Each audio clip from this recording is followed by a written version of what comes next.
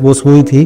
तो जब किसी ने बोला कि कोई इस तरह का कोई लोग आए हैं और 10 करोड़ का कुछ अमाउंट बोल रहे हैं, तो उस लेडी ने अंदर से आवाज़ लगाई, मतलब आवाज़ क्या लगाई, मतलब चीखी कि हे काना मुझे पता था कि तुम आओगे। सोचा सर, हमारा बाल खड़े हो गए उस टाइम पे। उस औरत ने जब ये कोट किया कि हे काना तुम आओगे, तो हमें जो फील आया कि यार ये क्या, इस मतलब उसने शुद्ध बुद्ध हटा के वो बोली कि मुझे अपने भगवान पे पूरा भरोसा था और वो किसी ना किसी रूप में आएंगे। कौन कौन से स्कैम्स आपने नजर होंगे? स्कैम जो हमारे सामने होते हैं वो तो ये होता है कि आपकी पॉलिसी देखो, आपका डाटा जो होता है ना, आज की डेट में डाटा दिखता है। किसी भी कोई भी कंपनी है, चाहे फ्रॉड वाले हैं, वो डाटा खरीद लेते हैं कंपनी से।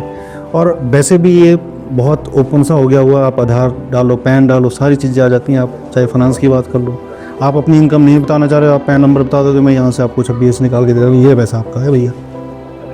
तो जब आपका पैसे का सब चीज़ों का पता लगता है, वो स्कैम होते हैं और बहुत सारे हो जाते हैं। अब तो ये स्कैम यहाँ तक हो गया कि आपके ही रिश्तेदार को बोल देंगे, जैसे आजकल टोन भी चल रही है जी, है ना, कि भाई आपके सगे संबंधी को कोई बोल रहा है कि जेल में हो गया, ये पुराना हो गया, डिम का, ये वो सारे स्कैम होते हैं। किसको इंश्योरेंस नहीं मिल पाती है, क्या क्या रीजंस होते हैं? जैसे रीज़न यही होते हैं कि आप फिजिकली मेंटली दोनों तरीक़ों से ठीक हैं जी, तो ही हम अपनी वैल्यू डाल सकते हैं जी। या कई बार ऐसा होता है सर कि एडवेंचर स्पोर्ट्स होता है कई बार, हाँ, रेसिंग वाली होगी, राइडिंग होगी, है ना, तो राफ्टिंग होगी जी। यहाँ पे हम वो पहले लिखवा के ले लेते हैं। ओके, कोई इस प्रोफेशन में है, रिस्की प्रोफेशन में, देखो बेसिकली इंश्योरेंस जो है वो शेयरिंग ऑफ रिस्क है कि मेरी लाइफ पे जो रिस्क है, अगर मैं मर गया तो 1 करोड़ की मेरी लाइबिलिटी में 2 करोड़ की मेरी, मैं 2 करोड़ का कवर ले लेता हूँ और मैं सुसाइड कर लूँगा। तो वहाँ पे अगेन वहाँ पे मेलाफाइड इंटेंशन आ गई, गलत इंटेंशन आ गई, रॉन्ग इंटेंशन आ गई कि कंपनी को आप समझ रहे हो कि वो पागल तो नहीं बैठे वहाँ पे, तो वो क्लेम नहीं होगा, रिजेक्ट हो जाएगा।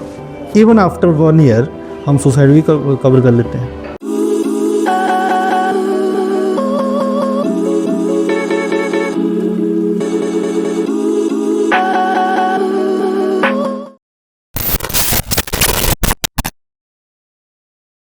हेलो फ्रेंड्स, मैं विकास शर्मा। आज नए पॉडकास्ट में आज के जो हमारे गेस्ट हैं वो पीर मोहम्मद जी हैं।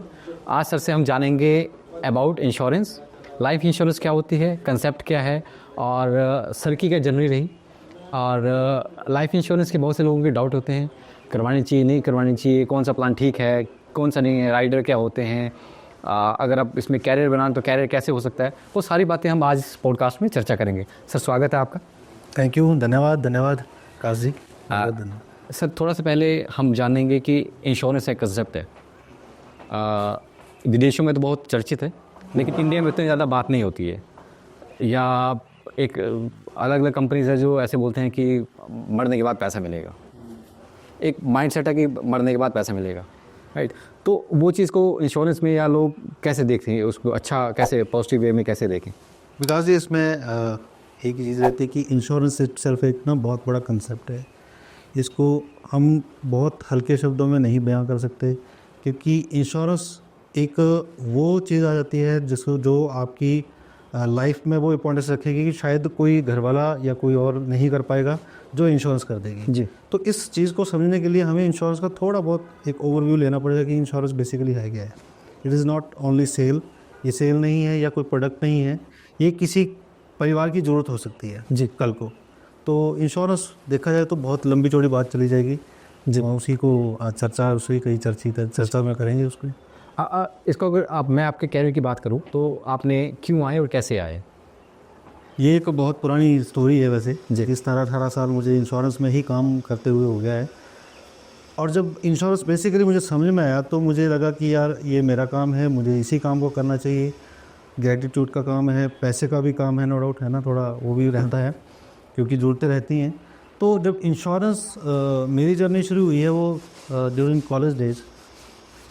मैं घर से आया था तो पढ़ने के लिए आया था यहाँ पे धर्मशाला में, तो ये चीज़ बोल के आया था घर वालों की, भैया 3-4 साल मुझे टाइम दे देना, क्योंकि हमारे गांव में पैसे को लेकर के ये ट्रेंड रहता था कि पढ़ाई अगर आपने 10 कर लिए तो वही आप बद्दी जाओ, अगर आपने +2 कर लिए चलो दिल्ली चले जाओ, थोड़ा सा स्टैंडर्ड अप हो जाता था जी।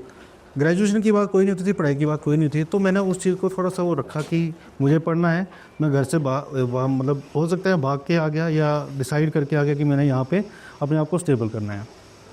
पढ़ाई के साथ साथ फिर अब देखिए जब हमारे लिए अब तो धर्मशाला अपना एक शहर है।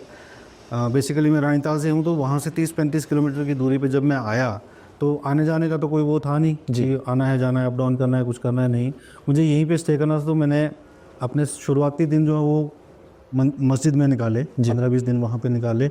उसके बाद फिर जब यहाँ पे मैंने समझाया तो आहिस्ता आहिस्ता करके मैंने ट्यूशन्स वर्क किए, आहिस्ता आहिस्ता लोगों के साथ काम किया, पैसे को लेकर के। सिर्फ उस टाइम पे यही था कि मैं कॉलेज में पढ़ सकूं। जो खर्चा होता है, क्योंकि देखो वहाँ पे भी एक चीज़ होती है कि बिना पैसे के कोई चीज़ नहीं होती है जी। पैसा बहुत ज़रूरी भी है और ऐसा भी नहीं कि पैसे के बिना कुछ भी नहीं होगा। तो सारा ये मिक्स एंड मैच रहता है। तो फिर ये शुरू हुई जर्नी और मैंने सबसे पहले 2005 में इंश्योरेंस का एक एग्ज़ाम दे दिया। ठीक है, एग्ज़ाम दिया और तब डॉक्यूमेंटेशन हुई, क्योंकि गवर्नमेंट ऑफ इंडिया का इसमें वो बहुत रोल रहता है, IRDA का इसमें बहुत रोल रहता है। तो पहले आप एडवाइज़र बने? मैं पहले एडवाइज़र बना, ठीक है। तब भी वो इतनी चीज़ें समझ में नहीं आई। तो 2005 में एडवाइज़र बनने के बाद तब चंडीगढ़ में एग्ज़ाम होता था। मैंने 7 में आकर के दोबारा से वो लिया, तो मेरे किसी मैनेजर ने मुझे बोला कि भैया आपका कोड ख़त्म हो जाएगा, 3 साल का तब होता था, तो कोड ख़त्म हो जाएगा तो इसको आप करिए। तो मैं ऑफिस में आया, मैंने कहा सर कोड तो नहीं ख़त्म होना चाहिए। अब पता भी नहीं था भाई क्या है कोड क्या नहीं है। तो उन्होंने बोला कि भाई कोड इस तरह से है कि आपको इंश्योरेंस करनी है, 4-5 लोगों को इंश्योर करना है और उनको गाइड करना है कि आपका ये पैसा मतलब हमने इन्वेस्ट करना है। तो ऊपर वाले की वो थी, थोड़ी कृपा थी कि कॉलेज में ठीक सेटअप था अपना। कॉलेज में थोड़ा सा पॉलिटिक्स में भी थे हम, विद्यार्थी परिषद में मैंने काम किया है। तो वहाँ से मैं जब किसी प्रोफेसर के पास गया तो with the help of my senior वहाँ पे मेरी 4-5 पॉलिसीज़ क्लिक हो गई। अब जब पॉलिसीज़ क्लिक हुई तो वहाँ पे मैंने वो सबमिट की। एक दिन में 5 पॉलिसीज़ दे दी। तो उन्होंने बोला कि यार ये तो बड़ी इजीली इसने कर लिया। तो अगले दिन बोलते कि 5 और करनी पड़ेगी और पैसा भी आएगा जी। पहले कोड बचाया, फिर उसके बाद बोले पैसा भी आएगा। चलो वो एक सीनियर्स का वो होता रहता है कि जब वो कोई गाइड कर रहे हैं चीज़ तो वो कुछ ना कुछ लंबा सोच के चल रहे होते हैं जी। वहाँ पे मैंने 5 पॉलिसी अगले दिन और कर दी। टोटल मेरा लगभग कोई 2-2.5-3 लाख का बिजनेस हो गया उसी दौरान 2 दिनों में ही। और मुझे नहीं पता था कि क्या हो रहा है क्या नहीं हो रहा है, इतना इंश्योरेंस का कंसेप्ट पता नहीं था। यही था कि चलो 4 पैसे बनेंगे, कोड बच गया, पैसे बन जाएंगे। सर यू वॉन्ट बिलीव कि जो बंदा 100-200 रुपये के लिए कहीं घर में जा रहा है, चलो अब पैंट कोट पहना हुआ तो वो चीज़ नहीं है, बर्तन भी साफ़ किए हैं, ऐसा नहीं है। सर होटल में रिसेप्शनिस्ट बार का भी काम किया है मैंने। तो वो सब पैसे के लिए चीज़ें हो रही थी। और बैक ऑफ द माइंड जो बड़ा एक मेरा वो था स्टडी, पढ़ाई होके एक सक्सेसफुल बनना और मतलब कहीं ना कहीं पहुंचना और घर वालों का, अपने गांव का, सब चीज़, अपने शहर का, अपने देश का नाम किसी न किसी तरह से अपने रूट से बड़ा करना। तो जब गए वहाँ पे, वो कुछ दिनों के बाद 10 दिन के बाद बोला कि आपका कुछ चेक आया, अमाउंट आया। सर अमाउंट वो 38,000 रुपये का था। ग्रेट। और जिसने 38 रुपये भी ढंग से, ये मतलब बोल सकते कि 350 रुपये जीरो लगाते जाओ, 3800 रुपये भी ढंग से नहीं अपना ये सोच के दे रहे कि पैसा कमाया भी तो वो कहीं ना कहीं किसी न किसी चीज़ में खर्चे में चला गया। कहीं रूम का किराया है, कहीं बुक्स का किराया है, कहीं खर्चा आने जाने का कहीं हो जाता है, तो वो उसमें चला, मतलब पैसा आता था वो मेरा होता ही नहीं था। मैं सोचता ही नहीं था कि वो मेरा है, देने को पहले। हाँ, वो देने का पहले होता था। ठीक है। तो जब 38,000 आया तो वो लगा कि यार मतलब वो आप मान नहीं सकते, मैं कमरे में जाकर रोया, चेक को देखूँ और मैं देखूँ ये मेरा ही है, नाम ऊपर प्रिंटेड आया हुआ है। तो वो जब 36,000 रुपये मेरे पास आया, अकाउंट में क्लियर हुआ, बैंक में क्लियर हुआ, तो मुझे ऐसे कुछ अजीब सा फील हुआ कि नहीं यार, मतलब ये चीज़ अच्छी है, अब इसको अपना गीता बाइबल कुरान बनाते हैं लाइफ इंश्योरेंस को। तो घर में भी बताया कि पैसा आया और बहुत खुश, घर में भी खुश हुए। मम्मी को मैंने गैस लेके दी उस चीज़ से, मतलब 4-5 हज़ार रुपये की गैस आ गई उस टाइम पे। हम तो चलो बैकग्राउंड ऐसा था, गैस लेके दी। घर वाले भी खुश हुए, इतने पैसे तेरे ही, कहीं गलत काम तो नहीं पकड़ लिया। मैंने नहीं, ये चेक में आए हैं पैसे, और ऐसा नहीं है कि वो, और रहता है कि उन्होंने भी पैसे, तो चलो उन्होंने भी पैसे देखे थे, बट कुछ क्राइसिस की वजह से जब वो समय चल रहा था, मेरी पढ़ाई वाला समय चल रहा था, तो देखो कहीं ना कहीं एक इंटेंशन, कहीं ना कहीं एक आपका इंटरनल नीयत जो होती है ना वो काम कर जाती है। तो आपका पढ़ने का इरादा था, तो ऊपर वाले ने वो व्यवस्था ऊपर आगे कर दी। पैसा या कंसेप्ट को फिर समझने की कोशिश करी।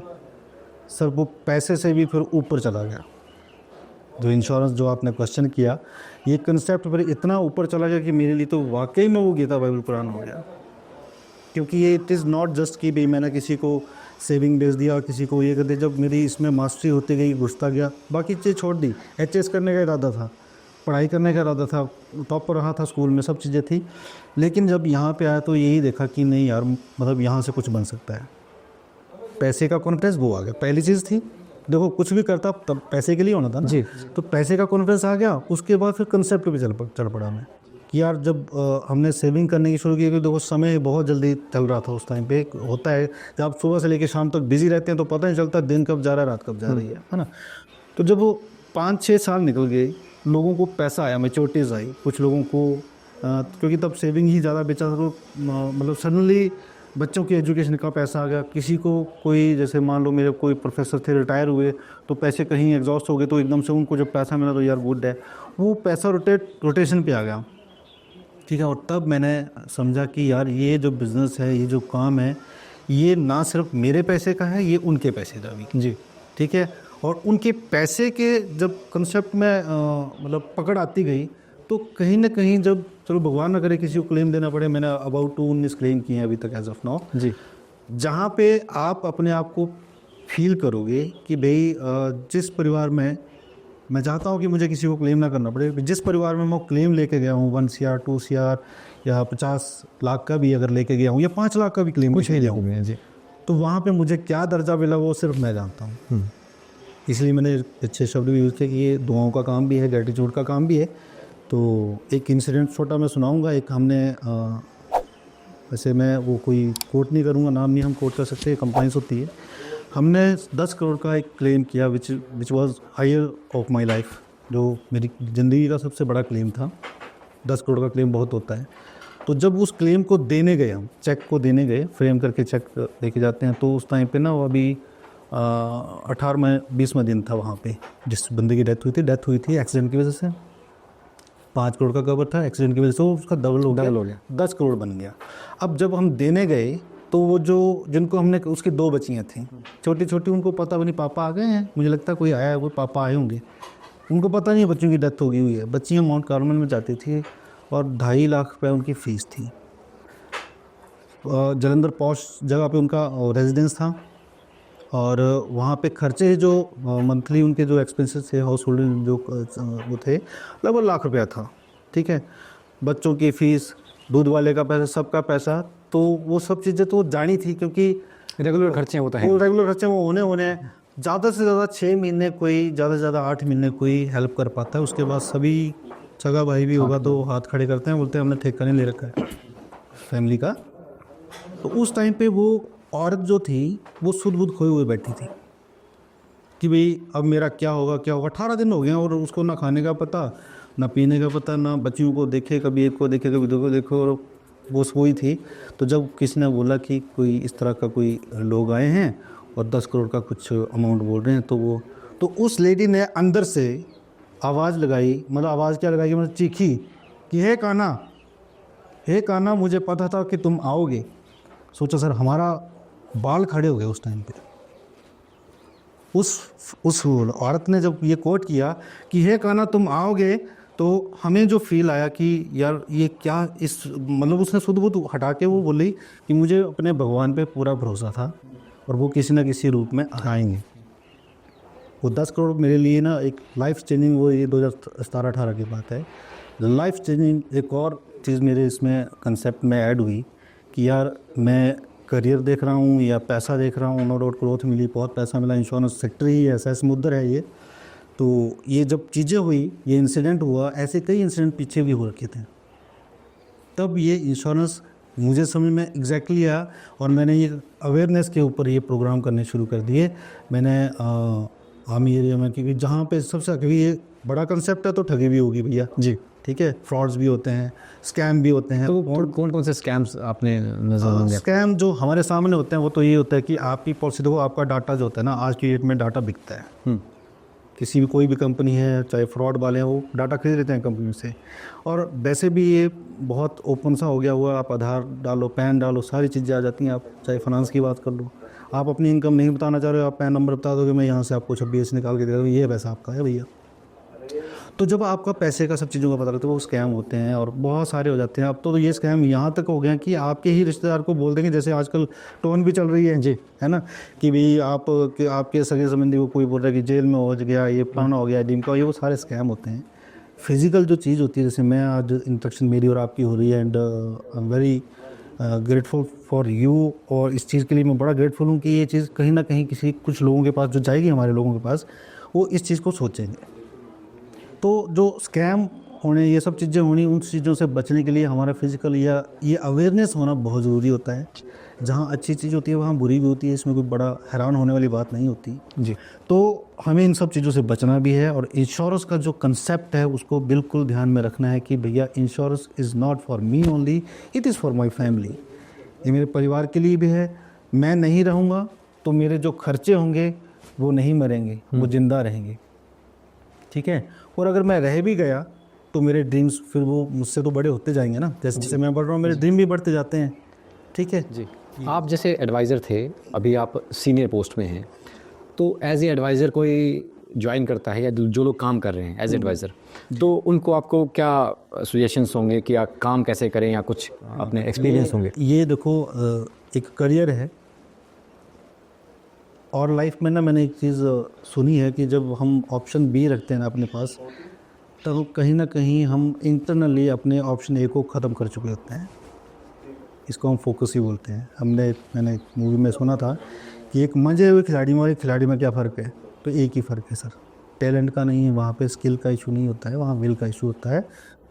आपका जो फोकस है ना, वो अगर ये है, आप एज एन एडवाइज़र शुरू कर रहे हैं आज, मैं बोल सकता हूँ कि मैं मतलब छोटी ही पोस्ट पे हूँ, सीनियर ब्रांच हेड हूँ, बट मुझे लगता है कि मैं सेटिस्फाइड हूँ। और जो मेरी बैकग्राउंड है, जिसको मैंने थोड़ा सा डिस्कस जहाँ से चल के आए हैं, है ना, जी। तो उसके हिसाब से मैं बहुत अमीर हूँ जी। पीस ऑफ माइंड भी है, सब कुछ है। तो जब आप एज एन एडवाइज़र शुरू करते हो, इट्स अ नोबल करियर है, ये बहुत बड़ा करियर है। एकदम से हम इस चीज़ पे डिस्कस नहीं कर पाएंगे, हायरार्की है एक बहुत बड़ी। और उसके बाद जैसे लोग बाग, अगर नए जो बच्चे हैं कॉलेज से निकलते हैं, जैसे मैं तो ड्यूरिंग कॉलेज ही हो गया था, तो वो लोग जब निकलते हैं तो वो इस कॉन्सेप्ट को समझें, पढ़ें, देखें, आगे बढ़ें। दो चीज़ बातें क्या वो फॉलो करें कि एक चीज़ होती है कि कैसे उसमें बेहतर प्रोफेशन को एक अपनी बना सकते हैं वो? देखो, इरादा सबसे पहली ज़रूरी चीज़ है। इरादा आपका होना, पक्का होना बहुत ज़रूरी है। अब जब आपने इरादा कर लिया तो कोई आप मतलब कोई उद्देश्य सोच रहे हैं तो उसको पा लेना सक्सेस बोला जाता है। और सक्सेस जो है ना, दुख देने वाली चीज़ होती है। इतनी सस्ती, इतनी हल्की, इतनी आसान होती तो सबके पास ही होती ना, फिर तो वैल्यू नहीं होनी थी। तो सक्सेस लेने के लिए दुख देना पड़ता है, अपने आप को डिसिप्लिन करना पड़ता है, अपने आप को उस रूट में ले जाना पड़ता है जहाँ पे आपका मन नहीं कर रहा है जाने का जी। ठीक है। तो दो चीज़ें होंगी, जो अगर आपका इरादा बड़ा है तो सारी चीज़ें जो परेशानियाँ बीच में हडल्स आ रही हैं वो सारी छोटी पड़ जाएंगी, आपका इरादा बड़ा हो जाएगा। और कहीं बाई चांस कोई हडल बड़ी आपको लगती है, कोई बहाना आपको लगता है कि ये बड़ा हो गया, तो आपका इरादा छोटा हो जाएगा, सक्सेस छूट गए हम लोग। तो करियर के लिए, इसमें आने के लिए आपको कंसेप्ट को समझना। और देखो, एकदम से अगर कोई चीज़ें आ जाती तो बड़ा मतलब ईजी होता सक्सेस, है ना। तो एज एन इंडियन हम लोग हमेशा करके ही सीखते हैं। We always learn by doing. जब हम करते हैं, धक्के लगते हैं, मुक्के लगते हैं, लेकिन अगर टिके रहे, इरादा पक्का रहा, तो हम सक्सेस लेने आएंगे। और इंश्योरेंस आज के डेट में सबसे ग्रोइंग इंडस्ट्री है।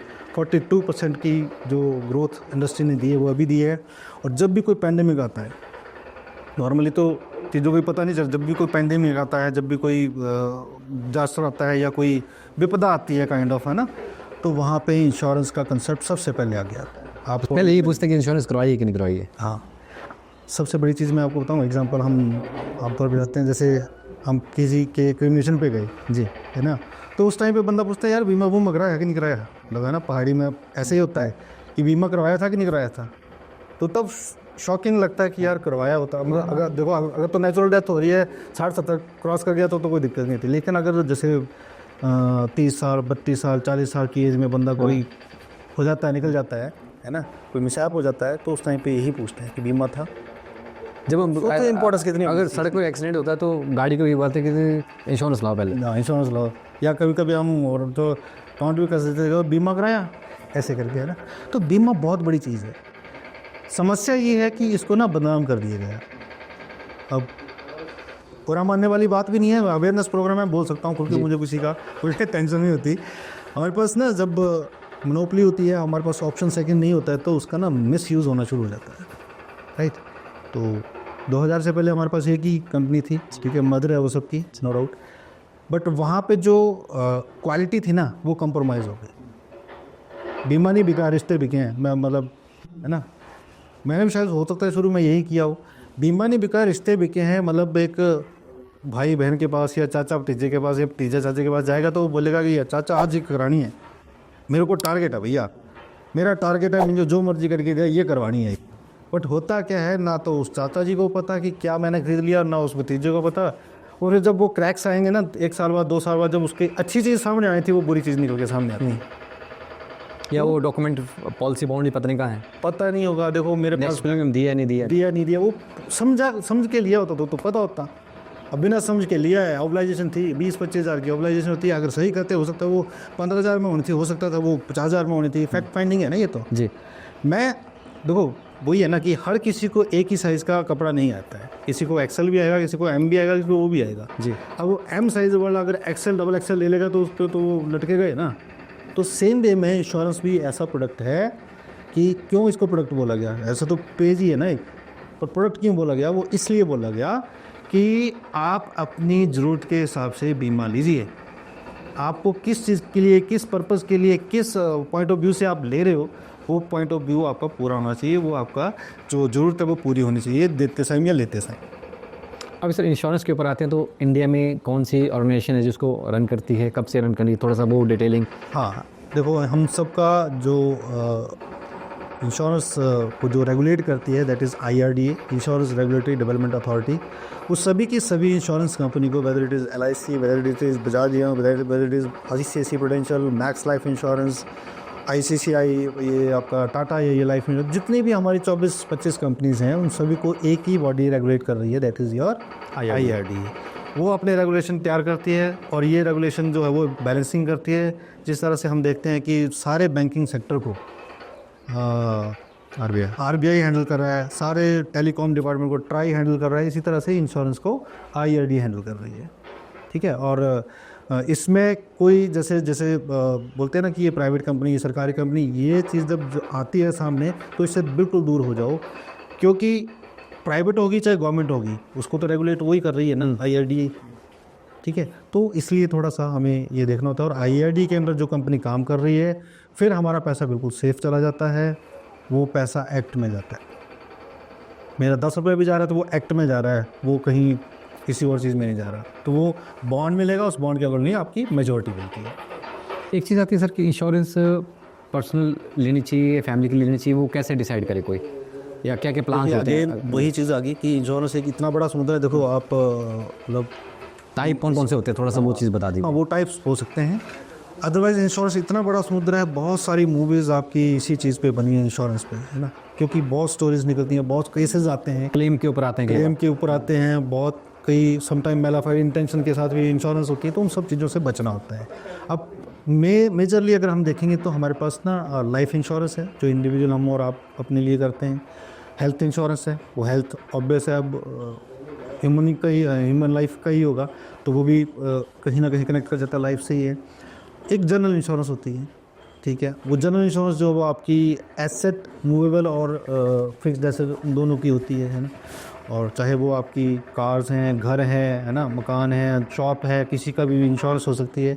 एक इंश्योरेंस मैरिज इंश्योरेंस होती है, जहाँ से ये कंसेप्ट का ओरिजिन हुआ, okay, that is your marriage insurance, है ना, क्योंकि उन दिनों में क्या होता था कि जब जहाज़ समुद्र में जाता था तो उसके डूबने के चांसेस ज़्यादा होते, ठीक है।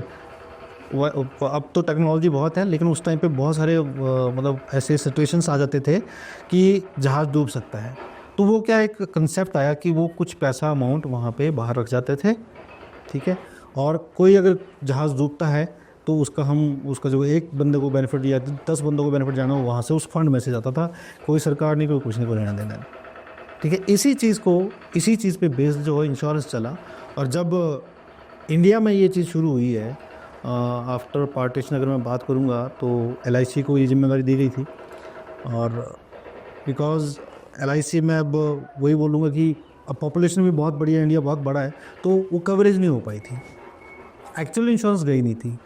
200 500 रुपये वाली पॉलिसी से वो इंश्योरेंस मैं उसको नहीं अंडर है ना, ह्यूमन लाइफ वैल्यू नहीं कवर हो रही है। तो क्या अब मैं अभी आज की डेट में अगर टाटा या लाइफ इंश्योरेंस में हो तो हम 50 लाख से नीचे ह्यूमन लाइफ वैल्यू नहीं करते हैं। उससे नीचे हम इसलिए नहीं करते कि बोलते हैं कि भैया अब पहले आप लाइव होके बच्चों को, अपने परिवार को खर्चा पानी दो, उसके बाद आप अपने मरने के बाद की व्यवस्था कर लेना, है ना। तो वो रहता है इसमें। तो यही चीज़ें हैं कि हम जब इस तरफ जा रहे हैं, मान लो लाइफ इंश्योरेंस टाइप्स या लाइफ इंश्योरेंस क्यों और कैसे और किस तरह से लेनी चाहिए, तो सारी चीज़ें यहाँ पे बहुत बड़े समुद्र में समा जाती हैं। तो जब भी हम एक और चीज़ आती है इसमें कि ट्रेडिशनल प्लान लें या यूलिप लें, तो क्या फ़र्क रहता है दोनों में?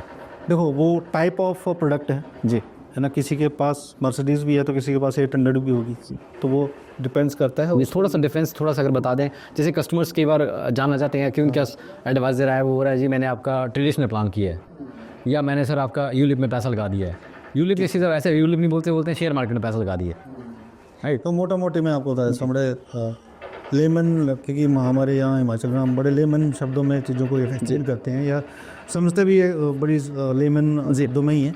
तो ट्रेडिशनल प्लान है, लेने की भी गारंटी है और देने की भी गारंटी है जी, ठीक है। कि मैंने इतने रुपए इतने पैसे आपसे इतने साल तक लेने हैं और इतने रुपए इतने पैसे आपको इस साल में दे देने whether it is bonus based, चाहे वो गारंटेड हो, मतलब वो प्योर गारंटेड हो।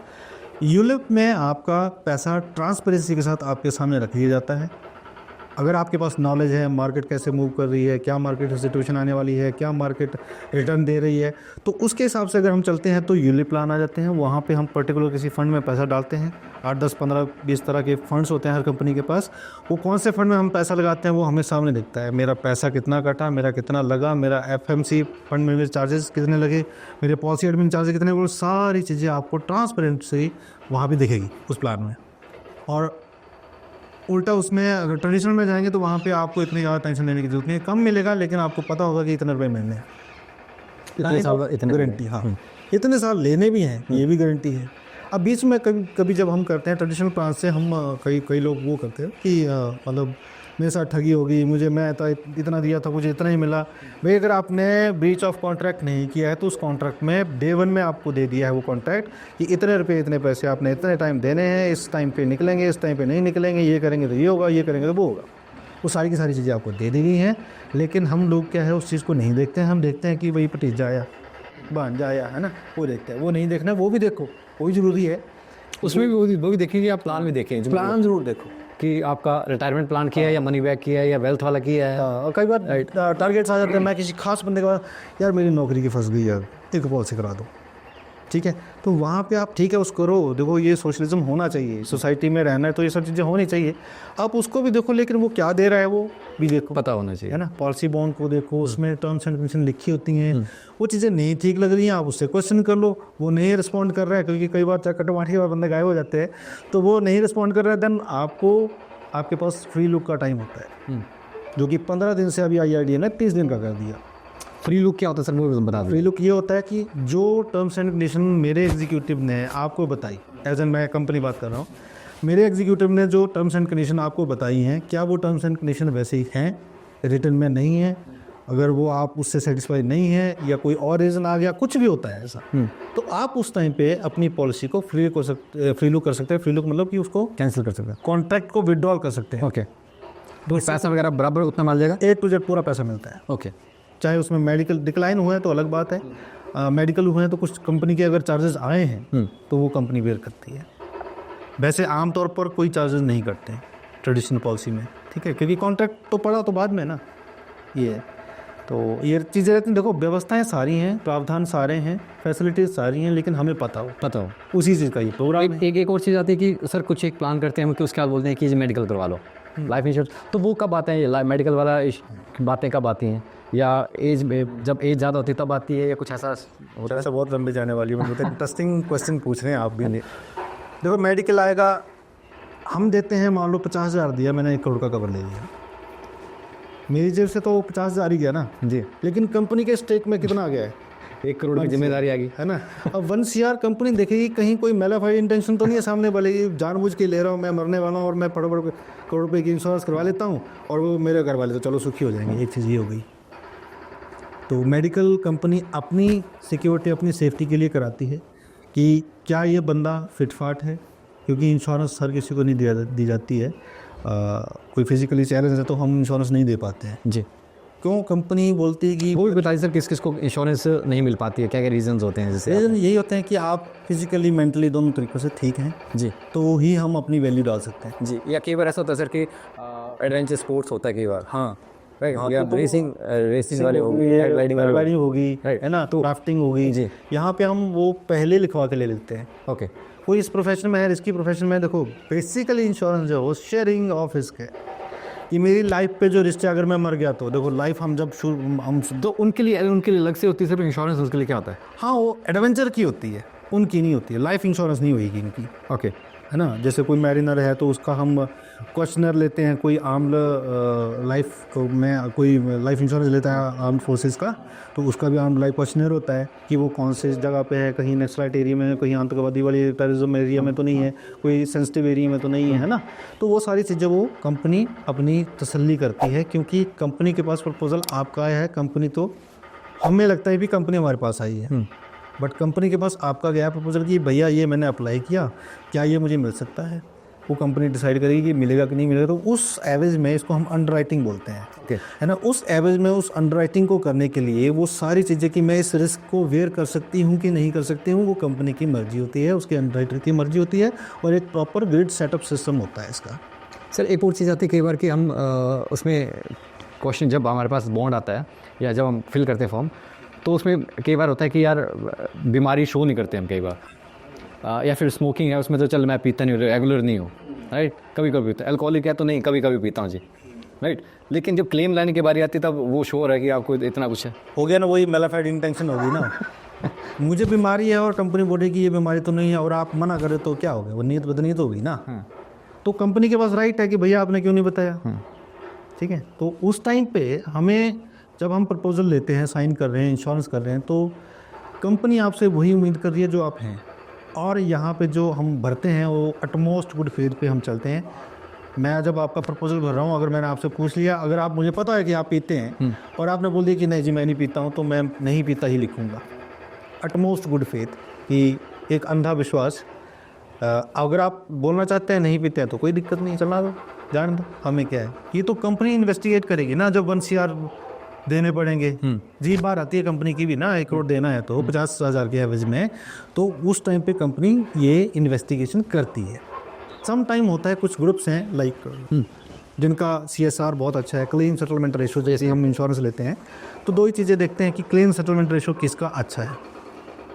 अब मान लो मैं टाटा में, ऑब्वियस है मैं टाटा का ही गाऊंगा, बट वैसे भी अगर आप गूगल करेंगे तो we are at 99.06% claim settlement ratio है हमारी। और वो चीज़ बताइए सर, क्लेम सेटलमेंट रेशियो क्या होती है? ये होती है कि मेरे पास कितने क्लेम आए, रेज हुए, उसमें से मैंने कितने सेटल कर दिए। ओके, अब देखो अपवाद हर जगह होते हैं, है ना। तो वहाँ पे भी कुछ चीज़ें कंपनी इग्नोर भी कर देती है कि भाई चल ठीक है, थोड़ा बहुत अगर पीता भी था, ओकेजनली पीता है, लेकिन डेथ उसकी उस रीज़न से नहीं हुई है तो क्लेम पास हो गई। क्लेम ना होने के सर किस रीज़न होते होंगे? बिल्कुल होते हैं। क्या क्या है ऐसे? अब देखो वो ये इंटेंशन ही है, सब मेलाफाइड इंटेंशन ही सबसे बड़ा कारण होता है। अब देखो मैं कर्जे में, एक एग्जांपल दे रहा हूँ, मेरे पर कर्जा है 1.5-2 करोड़ का, मैं ठेकेदार हूँ, बहुत बढ़िया, एक क्लास कॉन्ट्रैक्टर, लेकिन मेरे अंदर खाने मेरे क्या है, हालत ख़राब हो रखी है, बच्चों से बहुत प्यार है, जाते हैं तो वो अच्छे होटल्स में, वो सब चीज़ें, लेकिन अंदर खाने वो मीटर चल रहा है कर्जों का, उधार दें, बढ़ता गया। परिवार से प्यार भी करते हैं, और इंश्योरेंस वही बंदा ले पाता है जो अपने परिवार से प्यार करता है। स्वार्थी लोगों का इंश्योरेंस में कोई काम नहीं। तो जब मैं ये इंश्योरेंस मतलब ये सोचूंगा कि अब बिल्कुल ही ख़त्म होने वाला है कार्यक्रम, तो बंदा क्या डिसाइड करता है, पैसा कहाँ से आ सकता है, सुसाइड, या पैसा कैसे आ सकता है, मेरा परिवार ऐसे कैसे रहे। वही बात है कि ना, वो प्यार करता होगा, देखो ये भी एक सेक्रीफाइस है। तो बंदा अब वो सोच लेता है कि यार मैं इतने कर्जे, इतने फ़ोन हो दे, इतने कॉल हो दे, बैंक आने देना दे, दुखी हुई है मैं, तो बंदा क्या करता है कि मैं सुसाइड ही कर लेना यार।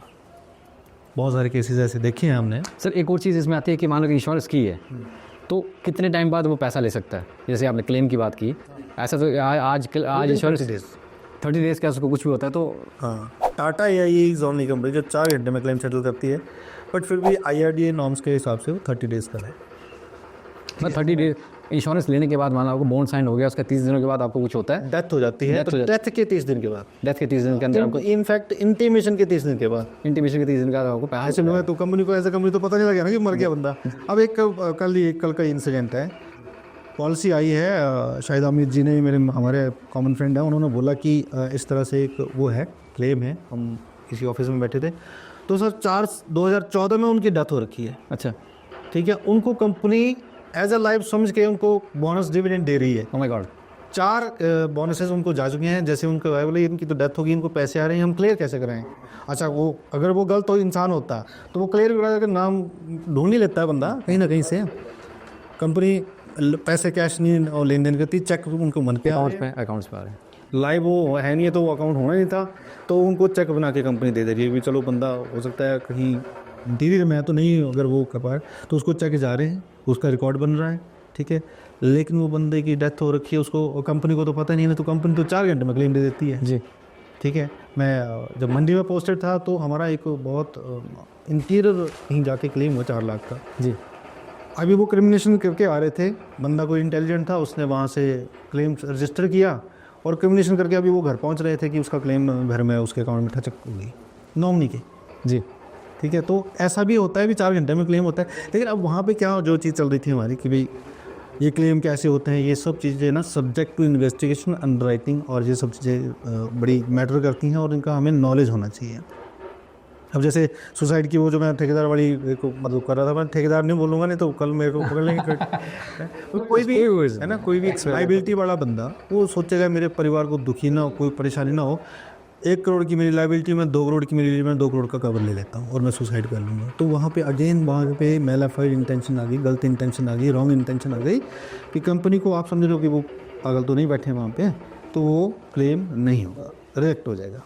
इवन आफ्टर 1 ईयर हम सुसाइड भी कवर कर लेते हैं, 1 साल का समय, क्योंकि वो जो सुसाइड होता है ना वो भी एक्सीडेंट ही होता है। अगर उसको थोड़ा समय मिल जाए तो वो डिसीजन चेंज हो जाता है। जी ठीक है, हमारा यहाँ पे एक बहुत बड़े बंदे ने भी की थी, पर हम नाम नहीं ले सकते, हम सॉरी, तो उनका भी क्लेम हुआ है। एक और चीज़ आती है सर कि इंश्योरेंस एक सेकंड फैक्टर के लिए लोग करते हैं, टैक्स सेविंग के लिए। हाँ, उसका भी एक रीज़न है, वो इंश्योरेंस है तो लॉजिक तो होगा। कंपनी या गवर्नमेंट चाहती है कि कंपनियां लाइफ इंश्योरेंस दबा के करें। क्यों? क्योंकि देखो जब कंसेप्ट देखो फॉरेन में अगर आप देखोगे तो वहाँ पे मैंडेटरी है ये चीज़। आप मोटर इंश्योरेंस में या जनरल इंश्योरेंस में अगर आप देखोगे तो इंडिया में भी ये मैंडेटरी है। इवन थर्ड पार्टी, अब आप बोलेंगे थर्ड पार्टी क्या चीज़ आ गई तो मतलब ये जब घुसते जाते हैं तो बहुत गहराई में हम चले जाएंगे जी। तो इसमें मैं आपको बताऊंगा कि जो इंश्योरेंस, क्या क्वेश्चन था हमारा वैसे?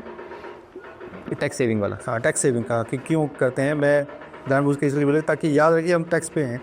गवर्नमेंट ऑफ इंडिया देती है टैक्स में रिबेट या टैक्स लगाती है ना, डायरेक्टली प्रोपोर्शनल टू गवर्नमेंट है ना जी। तो गवर्नमेंट दे रही है, किसी भी इंश्योरेंस को अगर आप ले रहे हो, परचेज कर रहे हो, तो उसमें आपको रिबेट मिलेगा अप टू 1.5 लाख का, जो भी गवर्नमेंट के नॉर्म्स रहते हैं। ठीक है, आने वाले समय में जो GST कटता है, हो सकता है लाइफ इंश्योरेंस या हेल्थ इंश्योरेंस वो नहीं कटे।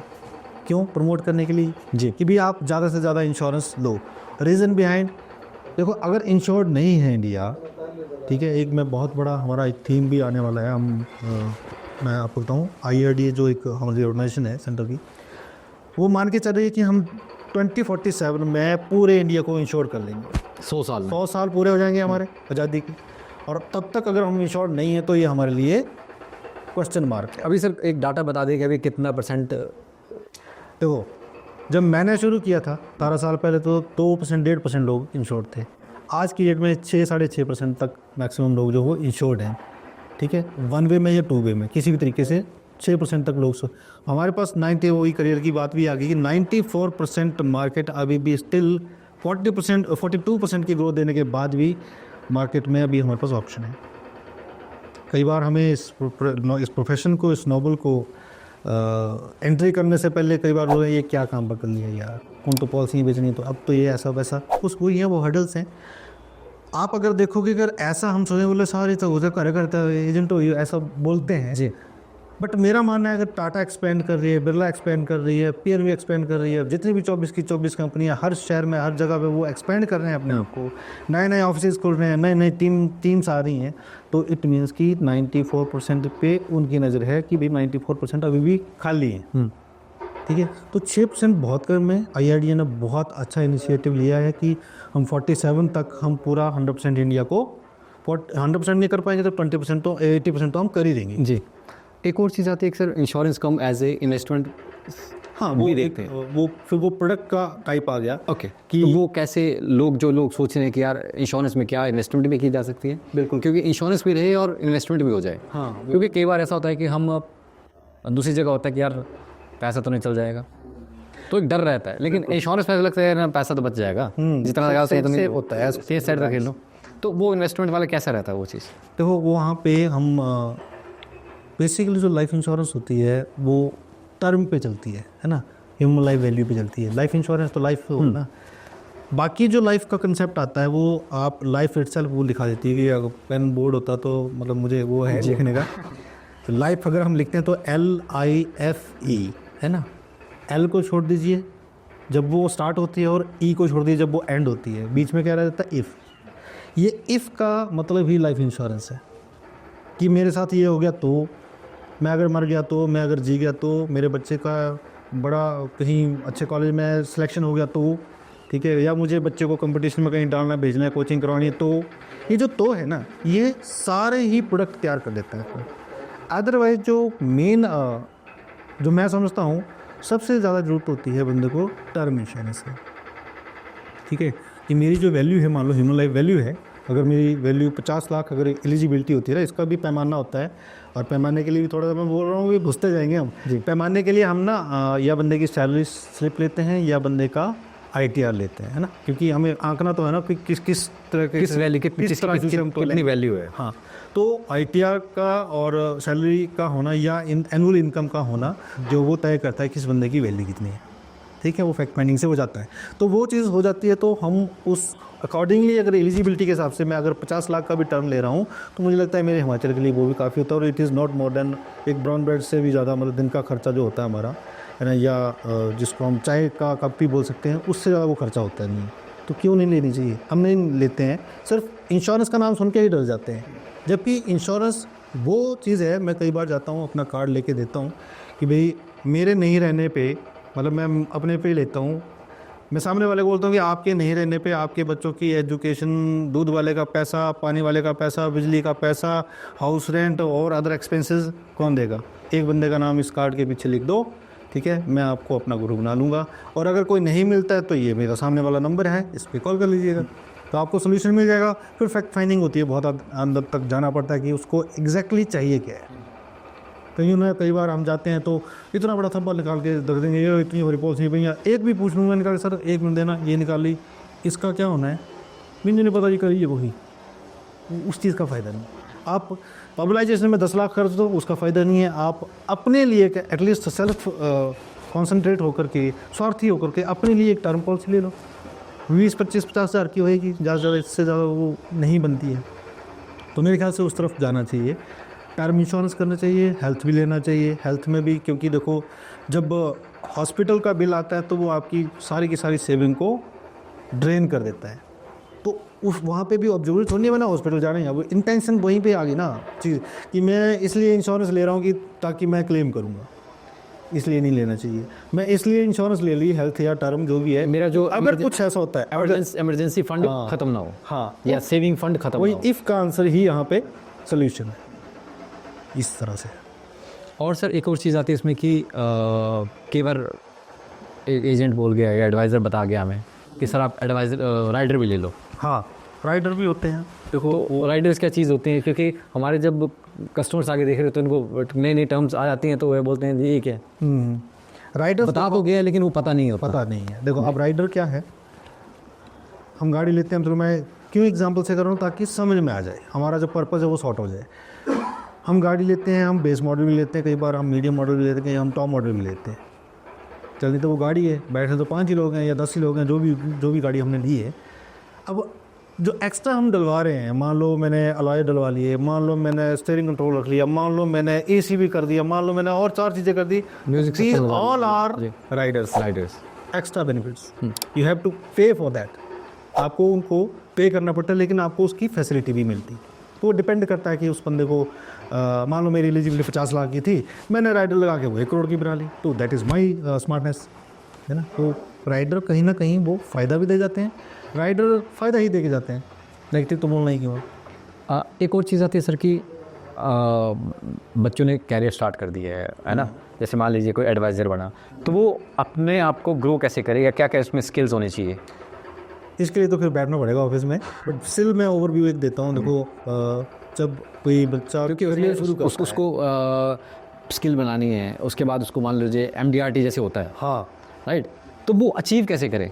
एक अभी मान लीजिए शॉर्ट टर्म है ना, तो वो एडवाइज़र सुन रहा है तो वो सोच रहा है यार MDRT क्या होता है, क्योंकि सुना तो है $1 मिलियन, क्योंकि मैंने शिव खेड़ा जी की बुक पढ़ी थी, उसमें वही चीज़ थी कि MDRT क्लियर किया, राउंड टेबल ऐसे ऐसे हैं, राइट।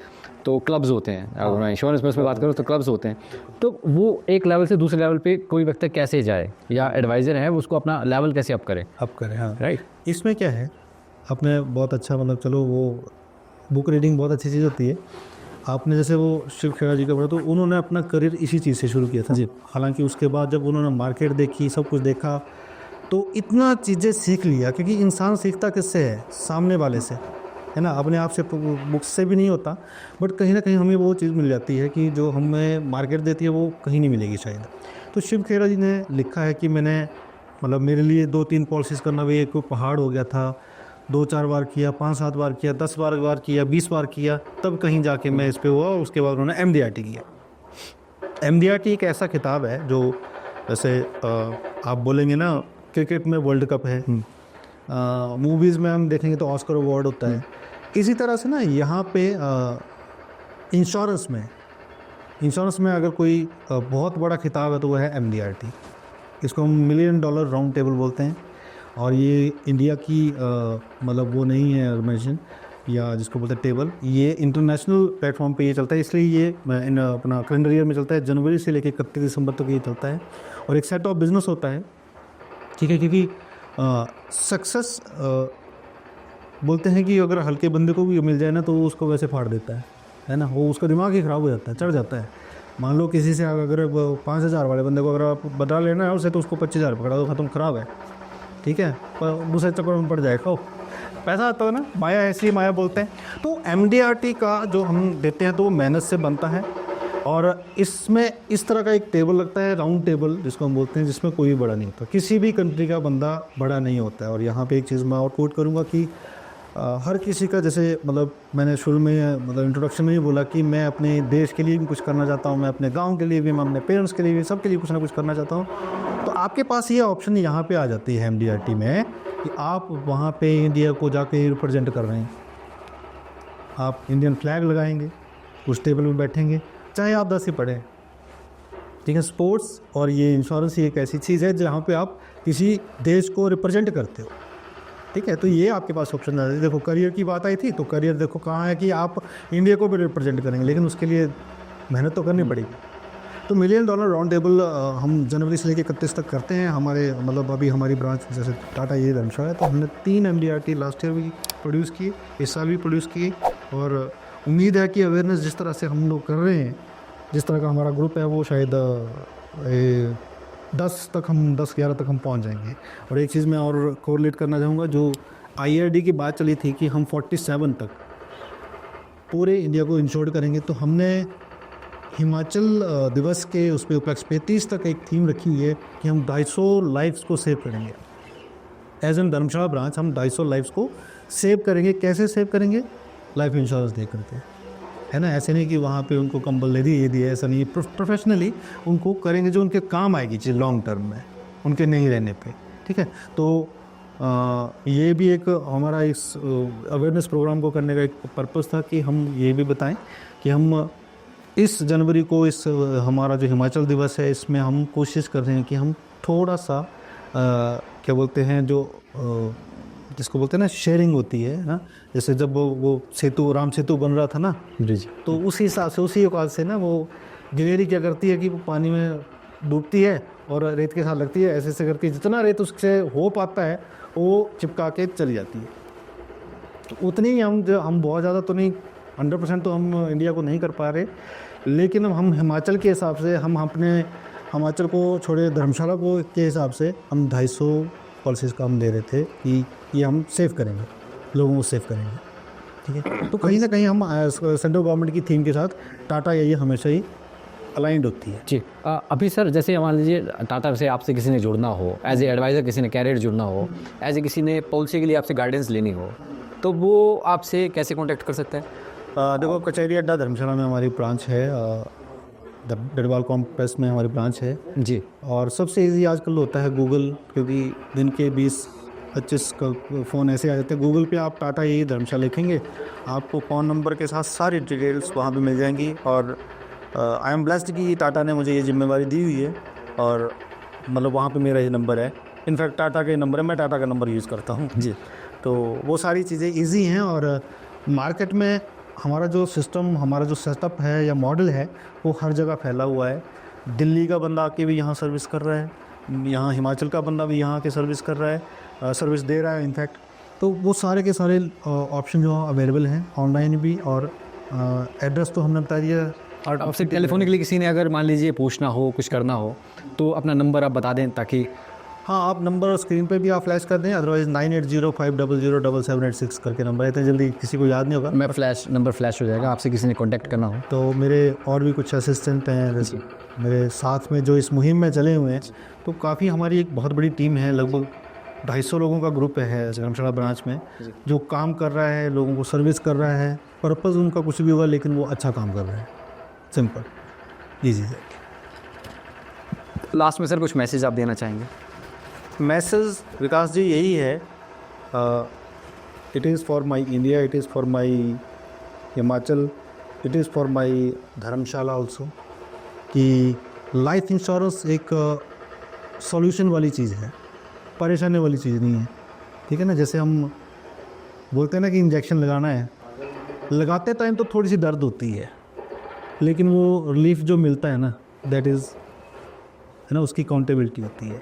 तो लेते टाइम देखो, पैसा जेब से जब कोई बंदा निकालता है तो भैया वो अपने अच्छी चीज़ के लिए भी निकाल रहा है, तब भी उसके मन में थोड़ी सी स्क्विजनेस आती है ना, दर्द सी होती है। तो वो दर्द वो इंजेक्शन वाला ही है, ठीक है। उस इंजेक्शन को ज़रूर लें, इस कैप्सूल को ज़रूर लें, इस नॉलेज कैप्सूल को ज़रूर खाएं।